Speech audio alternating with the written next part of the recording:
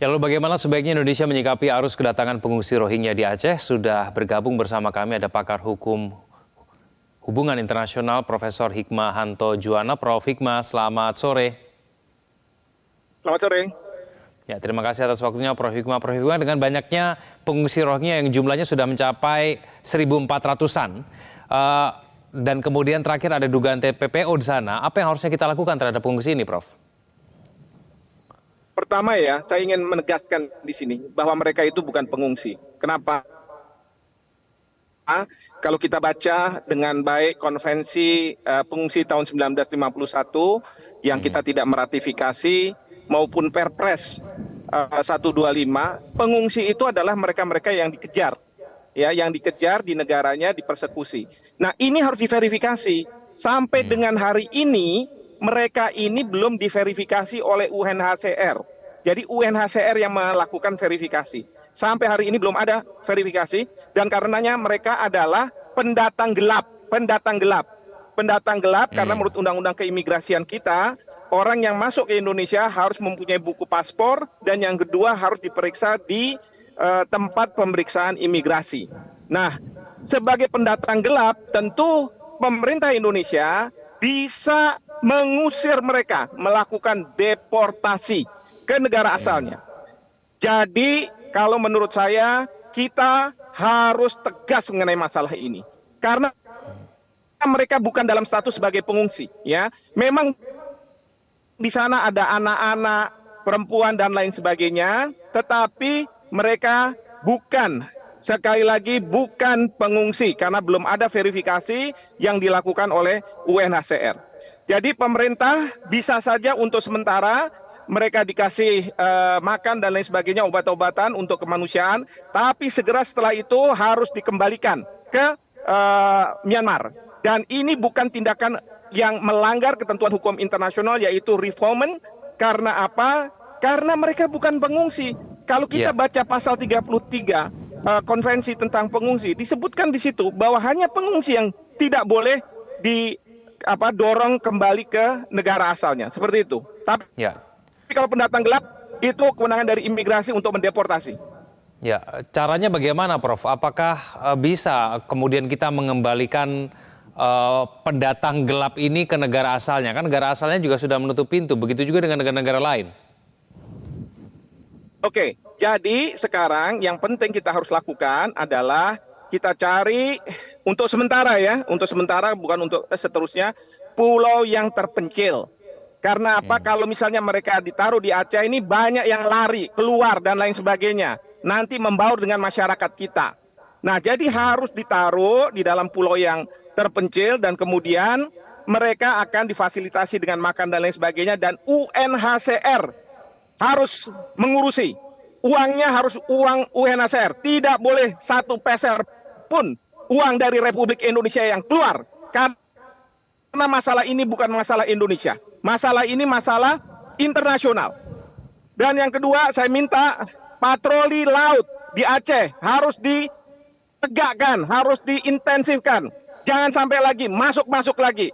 Katanya UNHCR akan ada jutaan orang dari Rohingya yang masuk. Itu harus kita hentikan.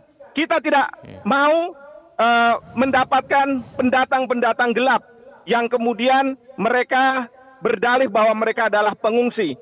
Dan yang tiga adalah saya setuju dengan Bapak Presiden bahwa TPPO harus digerakkan. Jadi polisi dan lain sebagainya harus menangkap orang-orang ini. Buat mereka jera. Jangan kemudian meremehkan kedaulatan Indonesia. Seperti itu. Ya, Prof, kenapa Indonesia bisa menjadi tempat bagi sindikat TPPO untuk menjalankan aksinya? Karena kita tahu bahwa etnis Rohingya ini di Myanmar, mereka tidak mendapatkan penghidupan yang baik. Mereka tadinya banyak pergi ke Malaysia.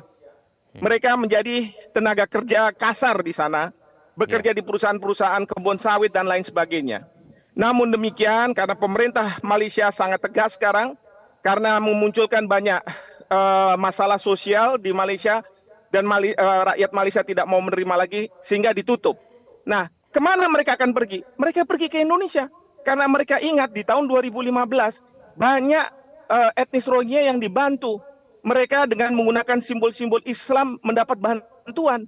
Nah, di sini mereka mengatakan bahwa Indonesia ternyata lebih baik. Dan seperti tadi Pak Menteri Menko Polhukam katakan, mereka yang tadinya mungkin mau pergi ke negara lain, ke Australia dan sebagainya, mereka menganggap bahwa Indonesia sudah baik, kenapa harus saya pergi dari Indonesia? Ini yang tidak benar, karena di Indonesia kita juga punya banyak rakyat miskin yang membutuhkan uang-uang yang sebenarnya digunakan juga mungkin untuk para etnis Rohingya yang masuk secara ilegal ke Indonesia. Jadi itulah tujuannya, motif ekonomi. Kalau pengungsi, coba baca di konvensi pengungsi. Itu tidak ada motif ekonomi kita fasilitasi.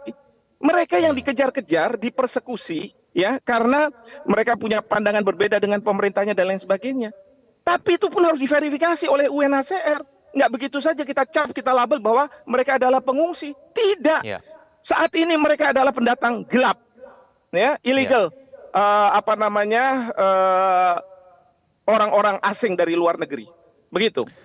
Prof, bagaimana dengan alasan kemanusiaan? Alasan yang selama ini kita gunakan untuk menerima para pengungsi ini dari Rohingya ini. Masih tepat tidak untuk menggunakan alasan itu? Jangan lagi menggunakan alasan kemanusiaan. Ya, kalau kita selalu menggunakan alasan kemanusiaan supaya kita dapat nama di internasional karena kita pengusung hak asasi manusia, akibatnya apa? Negara kita yang rugi. Ya, karena apa? Kita tidak mau rakyat miskin kita harus berkompetisi dengan mereka-mereka yang dari etnis Rohingya. Mereka nanti difasilitasi di tempat-tempat yang enak, makan 3 kali pasti dijamin dan lain sebagainya. Sementara rakyat miskin kita belum tentu mereka mendapatkan hal-hal seperti itu. Jadi stop mengatakan bahwa mereka adalah pengungsi, dan kemudian juga kita harus katakan tegas bahwa kita tidak mau lagi menerima misalnya itu. Maka patroli di laut itu harus mengusir mereka. Seperti juga yang dilakukan mungkin oleh Malaysia, oleh Australia, juga mereka melakukan hal yang sama kok.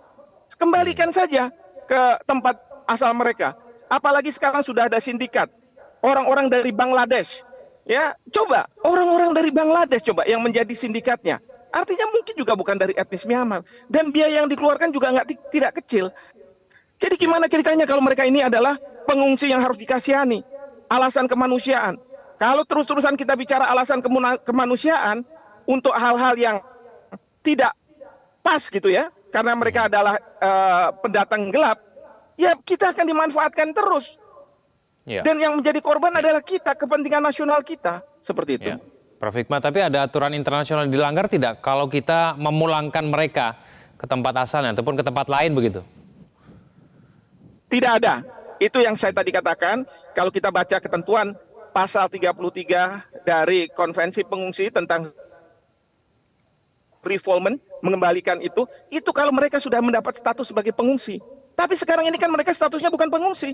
Mereka itu adalah pendatang gelap, tidak menggunakan paspor, kemudian juga tidak diperiksa di tempat pemeriksaan imigrasi. Maka sekarang pemerintah Indonesia juga nggak tahu berapa jumlah persisnya yang masuk ke Indonesia, dan mungkin ada berapa orang yang lari, yang kemudian membaur dengan masyarakat kita. Kita nggak tahu. Karena apa? Tidak melalui pemeriksaan imigrasi, tempat pemeriksaan imigrasi. Seperti itu. Oke. Baik, Prof. Terima kasih atas waktunya bersama kami di Metro hari ini. Selamat sore, Prof Hikmat. Jelajahi cara baru mendapatkan informasi. Download Metro TV Extend sekarang.